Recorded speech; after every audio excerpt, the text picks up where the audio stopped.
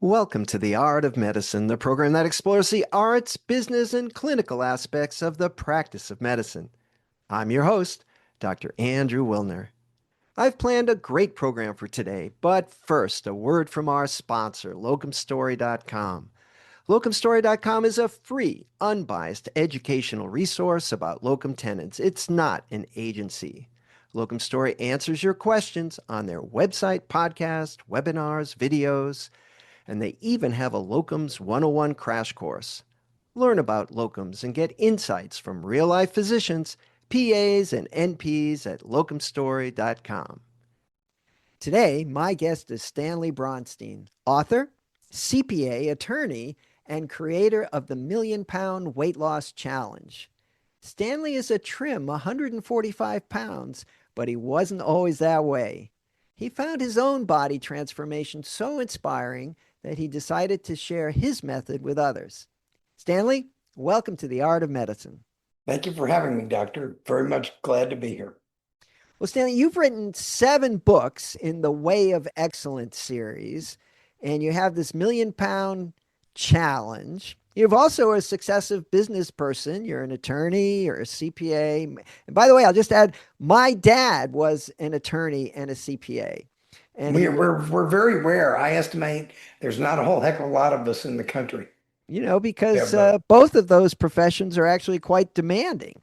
And but I remember he said that there was a group of people who did both. And American Institute of CPAs. There you go. Of attorney CPAs. Attorneys and CPAs. It's yes. So are you still employed? Are you still working full time? I still work full. I work full time, but I don't work as much in my legal and accounting practice simply because I'm in a stage in my life where I have become selective about what I do. If somebody comes to me with a good client on a really good deal, I'm going to say thank you very much, and I'm going to work on it.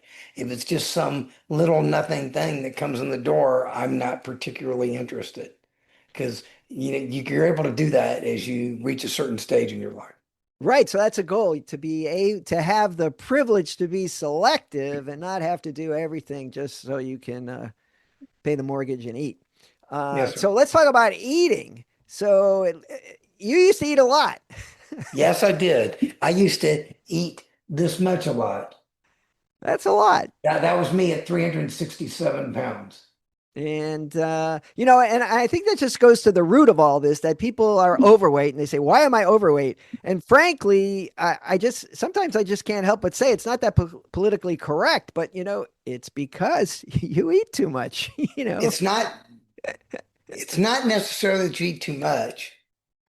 It's that you eat too much unhealthy, crappy, non-nutritious food. Because what I counsel people, especially when they're starting out, is now, granted, you have to put some limits on it, but I tell people if you will only put nutritious, healthy food in your mouth, and if you will quit eating when you get full, you can pretty much eat whatever you want. I have a recommendation that works for me. Mm-hmm. And that you can eat as much as you want of anything as long as you don't like it. Okay. Like Brussels sprouts, or something healthy that really doesn't excite you. Eat as much as you want. Well, right? You know what's funny? My taste buds changed. Mm. When I was growing up, you couldn't get me to eat greens. You couldn't get me to eat tomatoes even, and things like that. And now I eat them all the time. So your taste buds can change. All right. Well, let's back up. I think one of the most important things that you can share with us is you were overweight. You were overweight for a long time, and like more than half of America. So the question is, what made you able to change that? Because everybody says, oh yeah, I'd love to lose weight, and it rarely happens. But in your case, you did, and you've kept it off. So there's a secret. How did that happen? What was the motivation? I'm gonna give you a little bit more history around the story. I'm gonna take 5 minutes and I'm gonna give you the full story that ultimately answers that question, but gives a lot more information as well, if that's okay.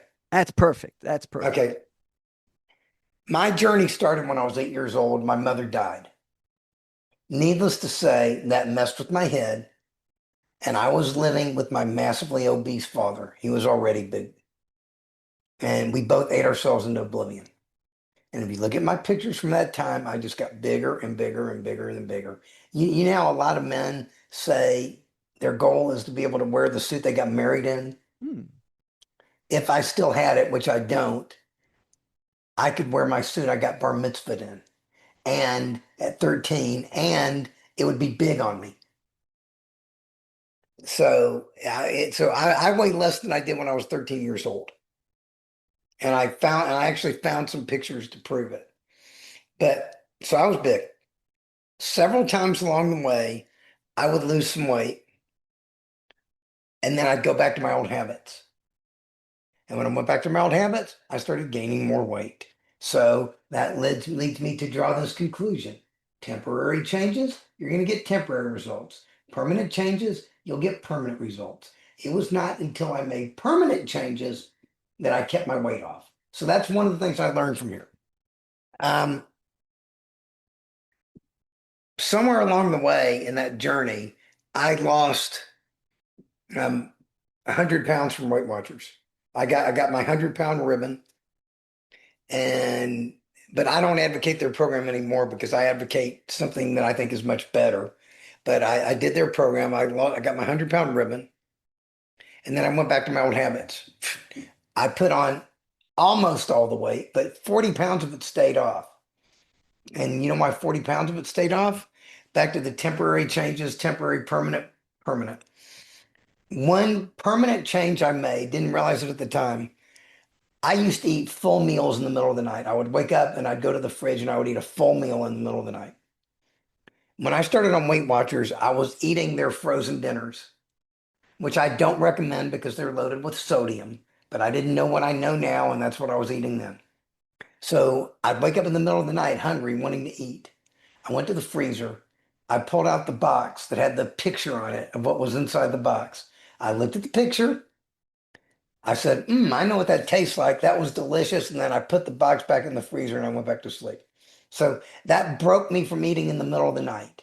So the eating in the middle of the night was good for 40 pounds off right there, breaking that one habit permanently. So I maxed out as I was getting ready to turn 50, which was 17 years ago. Um, Almost exactly 17 years ago. I'm 66 now, but I was 4 months away from my 50th birthday. I weighed 320 pounds. I hadn't had a heart attack yet. I hadn't had a stroke yet. I hadn't collapsed from diabetes yet. I wasn't on high blood pressure medication yet, but I probably should have been, but I wasn't going to the doctor. You know, all those good things. And like all men who are getting ready to turn 50, you start asking yourself some questions. And I said, where am I going to be in 5 years if I keep doing what I'm doing? And I didn't like the answer. Can you guess what the answer was? Dead. In a box. I would be dead in 5 years if I kept doing what I was doing. And I did not like that answer. So So it was your I 50th birthday that was the trigger that caused you to face up to. upcoming. That was the trigger.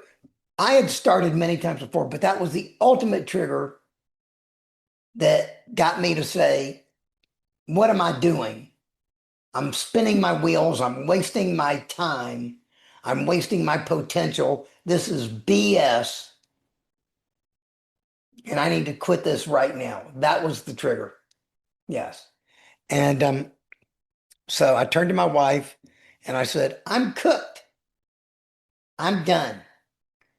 I'm going to start making permanent changes in my life right now. I'm going to learn to start eating better right now. And I'm going to start exercising. I'm going to try to do it every day if my body will let me right now. And my exercise of choice is going to be walking. I said, I'm going to stop tolerating BS in my life. And the number one person I'm going to stop tolerating it from is myself. So I took personal responsibility, didn't blame anybody else. But then I also said, I'm getting ready to make some changes in my life, and you might like them and you might not like them. I'm going on a journey, and I hope you come along with me. If you come along, wonderful. If you don't, I don't care. There's the door right now. You can walk out because I have to make these changes or I'm going to be dead. I call that healthy selfishness. Hmm.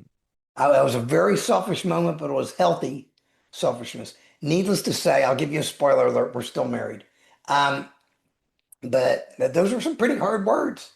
To sit there and have your spouse tell you there's the door, you can walk out right now. So anyway, that's how serious I was.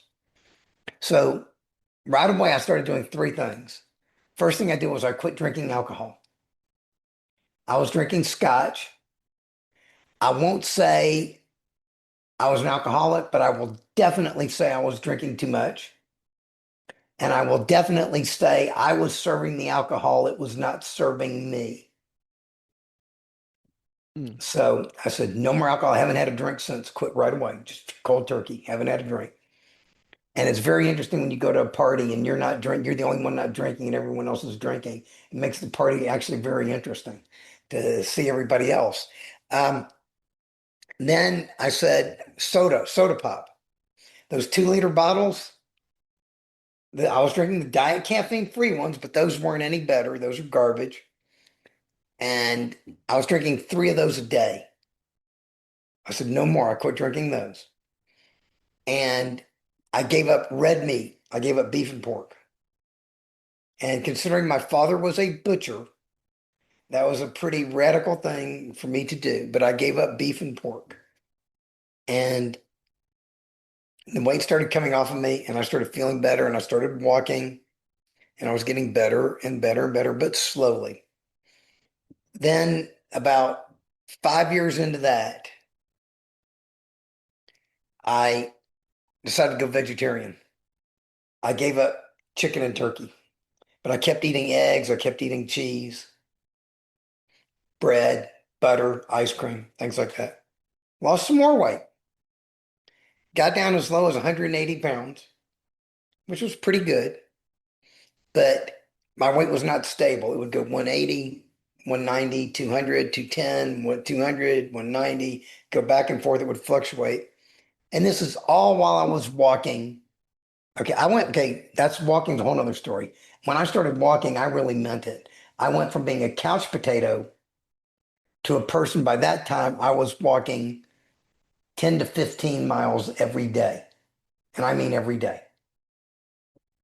So And almost 100 miles a week. yeah, easy. Well, I do a lot more than that now. Seriously, I do. To give you, but I will get into that later. So I'm sitting there, I'm vegetarian, I'm eating this stuff. I'm walking 10 to 15 miles a week, and I can't get my weight below 180 pounds. Hmm. So I analyzed what I was doing, and I said, I need to make some changes.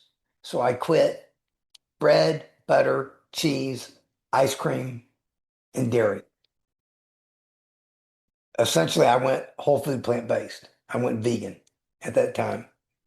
But I was still eating some processed foods.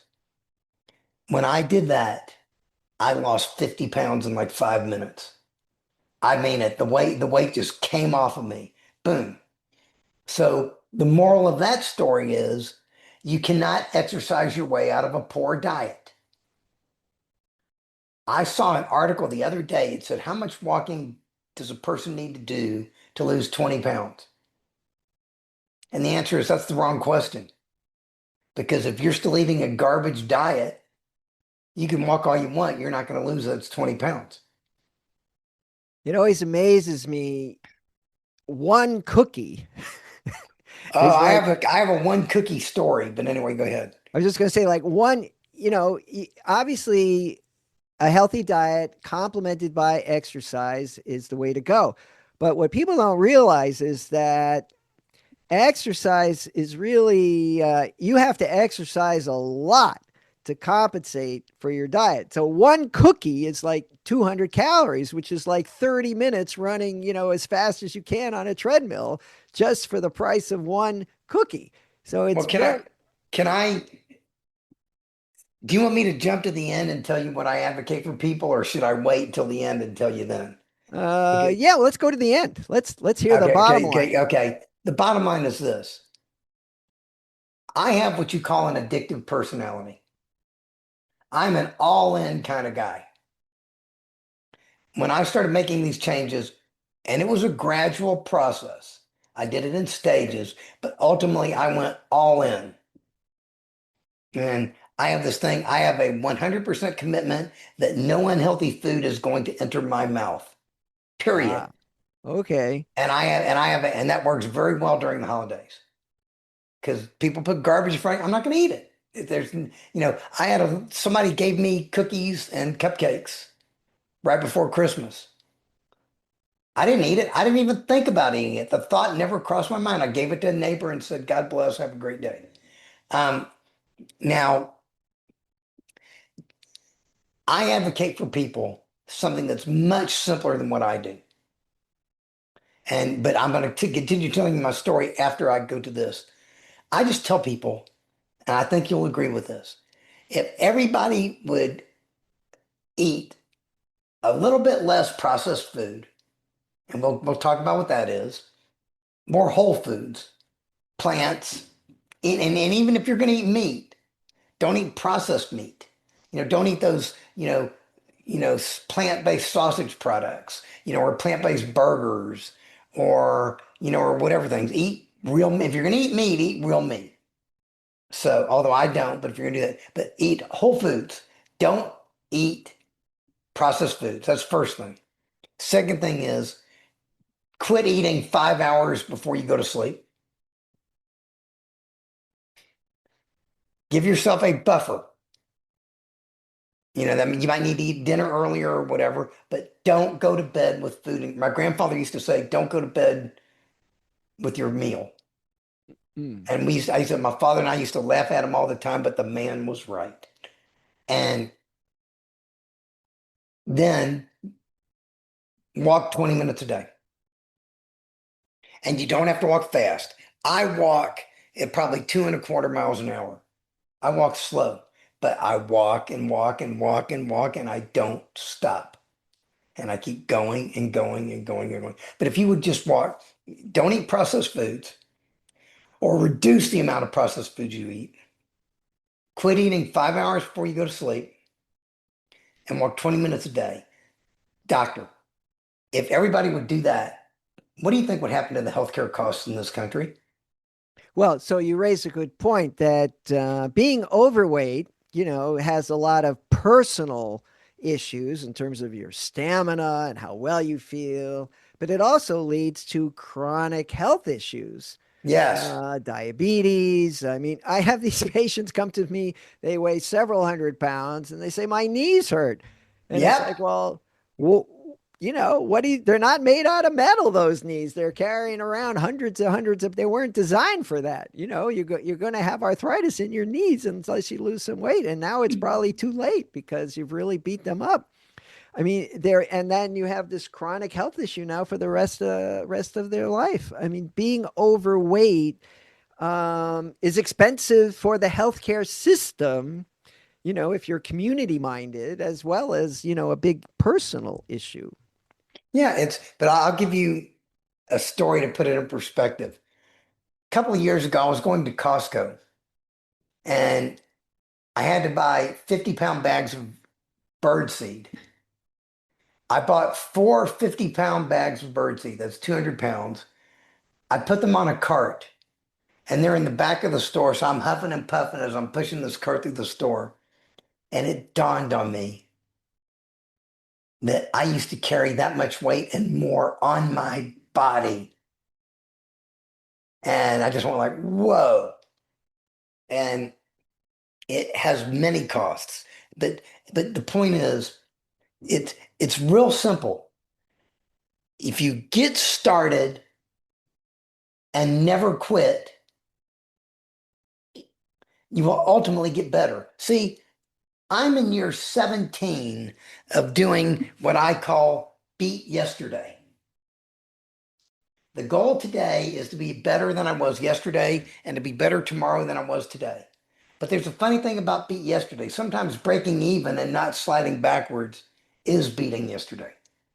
But I'm in year 17 of that. And just like interest in the bank, if you would put compound interest money in the bank and let it compound over 17 years, you're going to have a heck of a lot more money.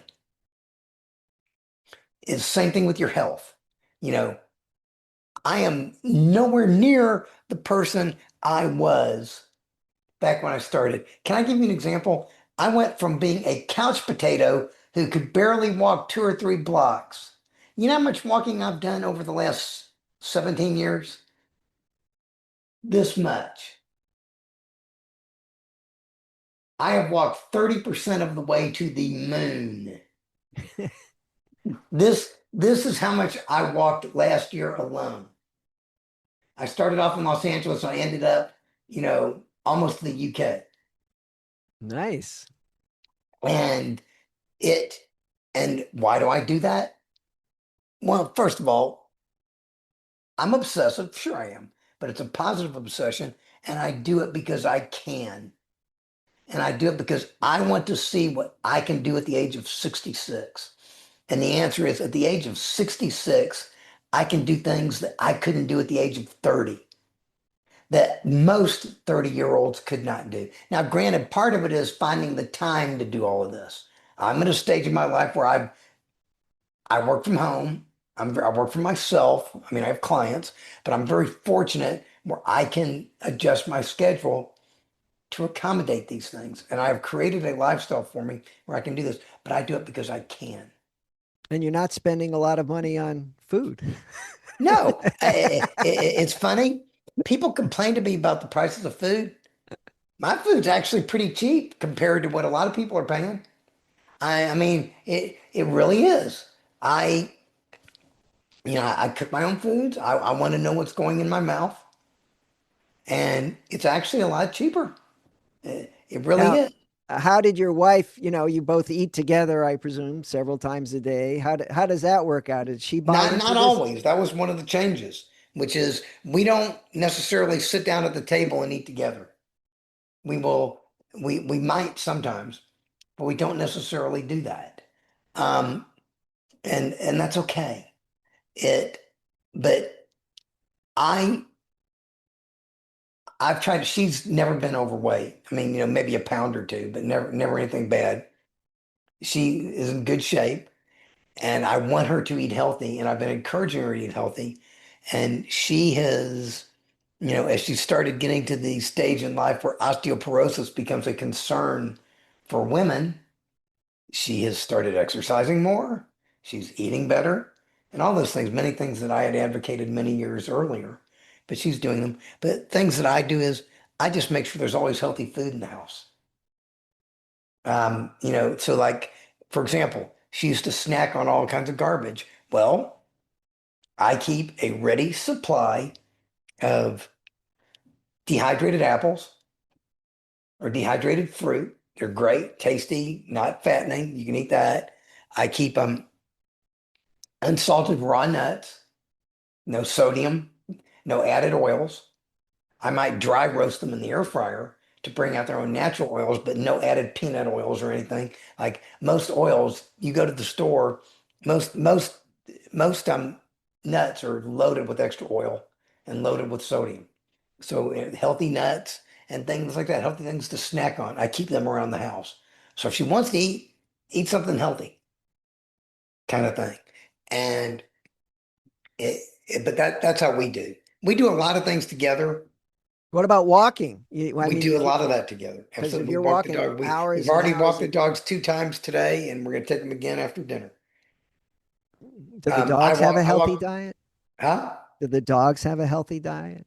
Pretty much, yes. That's another thing I learned is my two previous dogs before these. I used to make them a lot of chicken, and I would feed them chicken for snacks all the time. Well, as they got to be 14, 15 years old, one of them had neurological conditions and died. The other one had pretty much diabetes issues. He got the animal equivalent of diabetes. and he died. And so these dogs, I do not feed them all that chicken and stuff like that. I will give them a lot of the same things I eat. I might give them some nuts to snack on, or or some other things that I make, and do that. So I'm guessing that these dogs are gonna, one of them's 10 and the other one's 8. I'm guessing they're gonna hold up better than the other dogs. Do No, they walk with you? Do they go on your yes, walks? absolutely they do. That's one of the things I did. I made sure I got myself a lab who loves to walk. Not that I needed that, but it's nice to have somebody to go walk with you. But to be honest with you, I outwalk him. He can't keep up with me. I mean, in terms of just the hours. Do you And listen it gets hot. to do you listen to podcasts or do you just daydream or what do you do on these long walks? Well, first of all, I say when you walk as much as I do, you meet some very interesting people. And would you care to guess who the most interesting person you're going to meet is when you do that much walking? No idea. Yourself. I talk to myself a lot. I take notes. I do a lot of thinking. Sometimes I'll listen to music. Sometimes I'll listen to podcasts. Sometimes I'll listen to audiobooks. Um, I'll make phone calls. It just varies. But as long as I have this with me, I'm not necessarily tied to my desk. And so I can do a lot of things. And actually, if people want to know things you can do with walking, one of the books I wrote that's available on the Million Pound Weight Loss website is called Walk 20, walking 20 minutes a day and things you can do while you're doing that, and all the benefits of it and everything else. So, I mean, because people ask me that question all the time. Right, and I saw your books are all on your website and Amazon. And Hmm. what's your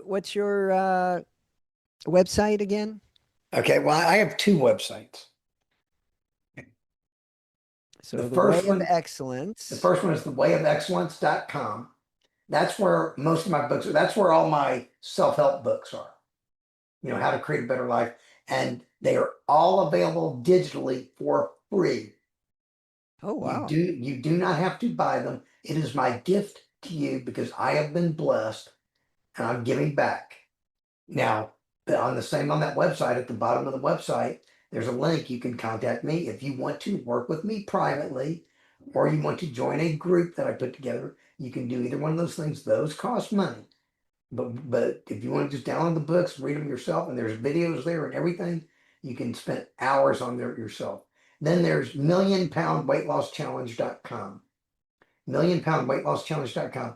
That website is devoted to weight loss. The reason where I got the 1,000,000 pounds from, I believe in ambitious goals. My goal was to get 50,000 people to lose 20 or more pounds each. Okay. So that'd be 1,000,000 pounds. That's where I came up with that. Now, it people who join that website, you have to create an account. It's free, but you have to sign up and create an account. And the reason why I made it that way was I wanted it to be a safe space for people who want to lose weight. Though I did not want to create a website. That's why I didn't do it on Facebook or Instagram or whatever. I wanted it to be a safe space where trolls could not go to make fun of people who were trying to lose weight. I see. So I made it a safe space. I monitor it. I I mean, I'm proud to say it's about 7 months old. I haven't had any problems with garbage comments, or bad people going on there or anything like that. So that's why you have to create an account to do that. But I have tons of nutritional information on there. Another one of my books you can download from that site, The Case for Eating Healthy 100% of the Time, which is what I do. I made a statement to you that I made a commitment that no unhealthy food's going to enter my mouth. I didn't make that commitment in the beginning. That I made that commitment along the way because I have found when you become 100% committed to a thing, it becomes much easier to do. That's why people talk about losing weight. They fall off the wagon. It's actually easier. Walking around like this was harder than what I go through every day. Trust me, that was much harder. There is this phenomenon, and I've certainly experienced it myself, because, you have to watch your weight, that being absolute, in other words, we'll just use cookies for example. I'm not going to eat any cookies. Somebody offers you cookies, say, no, I don't eat cookies. That's easy. But if you say, oh, okay, I'll just have one cookie, then you have a big decision. Should I have a second cookie? Because that And, first and, cookie was so good, right? and also first of all, Weight Watchers used to say nothing tastes as good as the first bite or something like that. That's true. Or no, nothing feels as good. Yeah, it was something like that. The first bite was always the best. So anyway, um, you, you're correct. When I'll tell you what the power of one cookie is. The first time I lost 100 pounds, or actually it was more like 70 or 80. I was on a road trip with some friends of mine, and they were driving, and I was sitting in the back seat, and they had cookies in the back seat. I ate one cookie. That turned into five. That turned into 10. That turned into going back into my old habits. That turned into putting all that weight back on plus more. When you have the type of personality I have, like I told you, an addictive personality, sometimes abstinence is better than moderation. Look, I have no doubt in my mind, I could eat a cookie right now and I would not drop dead. I could eat a cookie right now and it would not set me on a course to putting all my weight back on. I could drink a soda right now. I would not drop dead. It would not put me on the course to going back where I was, but I don't want. Ah, I I've already had my lifetime share of those things, plus yours, plus about 20 other people's. I don't need that. And here's another funny part. Just like I told you about the picture on the box in the freezer, I have learned I can look at food, I can smell food, I can imagine what it tastes like, and then not eat it. We'll be going out. We were at a wedding reception 2, 3 months ago, and all this food was out there. It was on a farm, so generally the food was pretty healthy, but I knew it was probably loaded with sodium. hmm. So I sat there and I said, "Let me smell it." And I smelled it and I said, "Yep, I can smell the salt. I know it's loaded with sodium." So you know what I did? I went to one of the servers and I said, "Do you have any of those tomatoes in the kitchen that haven't been prepared yet?" She said, "Yeah, we do." And she brought me out a plate of sliced tomatoes with nothing on it, and I ate that. Um, but I can smell things and know what they taste like and imagine what it tastes like, and that satisfies me. These are tricks, things you learn, but it is so much easier when you just say no up front. You know, I'm not going to do it because then there is no decision to be made. Because, okay, look, when I get up in the morning, I do not, it has been years since I asked myself, do I want to walk this morning? My clothes are on the nightstand. I get up, I get dressed, I go stretch, I go walk every day. That's just the way it is. It's who I am. It's been over 8 years since I missed a day. And that 8 years ago, I was sick as a dog for 3 days. And if you don't ignore those 3 days, it goes back 12 years. So I don't make a decision. And part of what helped motivate, asked about motivation. Motivation is a dirty word to me because motivation wears off. This is January 19th. Doctor, how many people do you think joined a gym at the beginning of the year who have already stopped going as of today, January 19th? And then if they have not stopped yet, will stop by March 1st.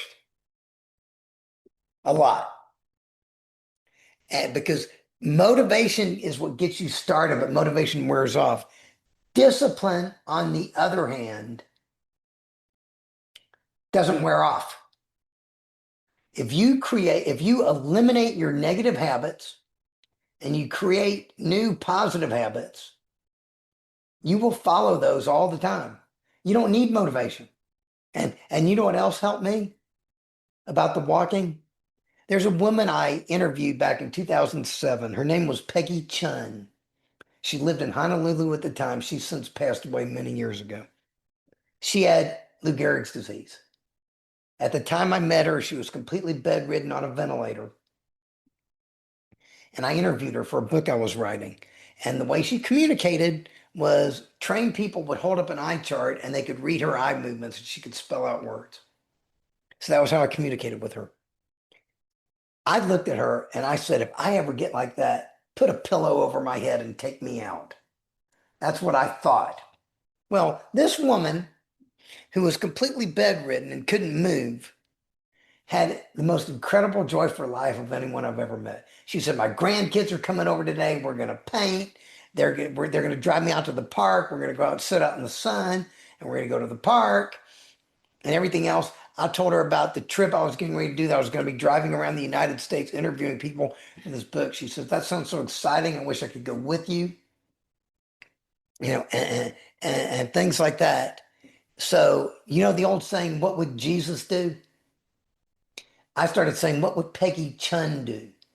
Okay. And the answer is Peggy Chun would have gotten her lazy butt out of bed and she'd have gone walking if she could. So I said, Stanley, get your lazy butt out of bed and go walking because you can. Stanley, this has been inspiring. We're running out of time. Is there anything you'd like to add before we Yes, wrap I up? want to add one thing. All right. These are the four factors. We've already touched on two of them. These are the four factors that determines whether or not someone's going to be successful. Okay. The first one is willingness. You have to be willing to do what it takes for the rest of your hopefully very long, hopefully very healthy life. If you're not willing to do it for the rest of your life, nothing I've said matters. Second thing, belief. Okay. The experience of losing this weight and keeping it off and walking like I do taught me three things. First thing is, I am more powerful than I ever imagined. Way more powerful. I'm a confident man, and this experience blew my mind. What I did and what I've continued to do. Second thing it taught me is that if I'm capable of doing this, what else is out there waiting for me to do that I haven't done yet? And that's what the Way of Excellence and the Million-Pound Weight Loss Challenge are. And then the third thing it taught me is that if I am more powerful than I ever imagined, so is everybody else. I am no more special than you. You are no more special than me. You are more powerful than you ever imagined. Believe it. You are capable of doing whatever you put your mind to. Believe it. Then the third of the four things is discipline. We already talked about that. Eliminate your negative habits, replace them with positive habits, and stick to them. Be disciplined. Then commitment. When you become 100% committed to a thing, it becomes much easier to do. Well, I think the cookie manufacturers aren't going to be promoting this podcast today Nor because nor are the weight loss drug companies. That's the one last thing I want to add. I'm not a fan of the weight loss drugs. I'm not a fan of bariatric surgery simply because I think if you do what I am suggesting, you can do it without those things. I think that's wonderful. Stanley, this has been a great conversation. I want to thank you for joining me on The Art of Medicine. Thank you for having me. And now a final thanks to our sponsor, locumstory.com. Locumstory.com is a free, unbiased educational resource about locum tenens. It's not an agency. Locum Story exists to answer your questions about the how-tos of locums on their website, podcast, webinars, and videos. They even have a Locums 101 crash course. At locumstory.com, you can discover if locum tenens make sense for you and your career goals. What makes locumstory.com unique is that it's a peer-to-peer platform with real physicians sharing their experiences and stories, both the good and bad, about working locum tenens. Hence the name, Locum Story. Locumstory.com is a self-service tool that you can explore at your own pace with no pressure or obligation. It's completely free. Thanks again to locumstory.com for sponsoring this episode of The Art of Medicine. I'm Dr. Andrew Wilner. See you next time. This program is hosted, edited, and produced by Andrew Wilner, MD, FACP, FAAN.